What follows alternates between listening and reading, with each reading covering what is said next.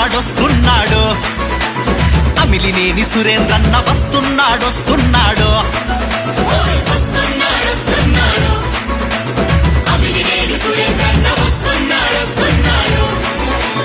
మన పల్లెకు మన గల్లికి మన గడపకు వస్తుండు కూలి తల్లి కొడుకులాగా పేద తల్లి అన్నలాగా సైకిలెక్కి సాగిండు పసుపు జెండ పట్టుకొని వస్తున్నాడు కళ్యాణ దుర్గానికి